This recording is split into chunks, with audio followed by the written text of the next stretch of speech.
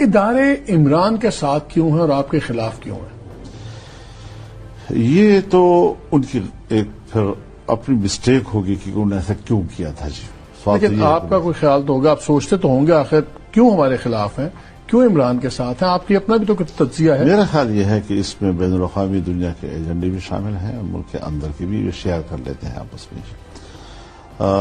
اس میں بین الاقوامی دنیا جو ہے 9/11 کے بعد ایک تو اسلامی دنیا، اسلامی اقدار،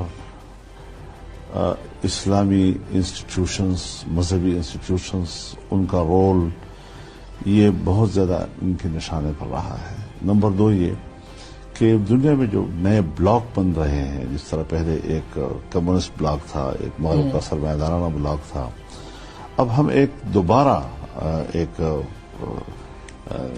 کثیر المحوری ایک نظام کی طرف ہم آگے بڑھ رہے ہیں.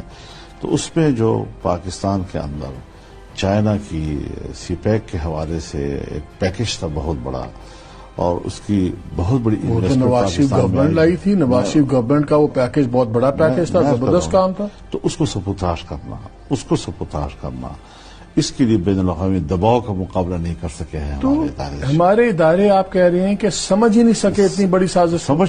سمجھتے ہیں دباؤ قبول نہیں کر سکتے. تو شامل ہو گئے ان کے ساتھ. میں ایسا کر رہا ہوں جی، یہ ہماری شکایتیں ہیں اس حوالے سے، کہ وہ ناراض بھی ہوتے ہیں بعض دفعہ کہ آپ ہم پہ ایسی الزام کیوں لگا رہے ہیں. لیکن ہم بہرحال جو کچھ سمجھتے ہیں اور جس کا ہم اپنے عقل کی بنیاد پر ادراک رکھتے ہیں، اس کو ہم تبصرے میں بھی لاتے ہیں. یہ بہت بڑی بات کر رہے ہیں.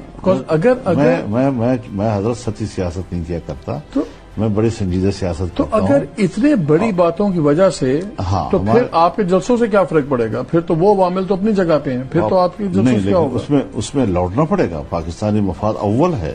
پاکستانی مفاد کے خلاف اگر کوئی ادارہ بھی حرکت کرتا ہے تو پاکستانی قوم اس کی اجازت کو نہیں دے گی.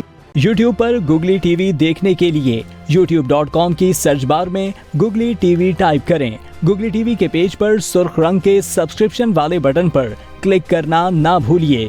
یوٹیوب پر اپلوڈ ہونے والی ویڈیو سے باخبر رہنے کے لیے بیل آئیکن پر کلک کیجیے.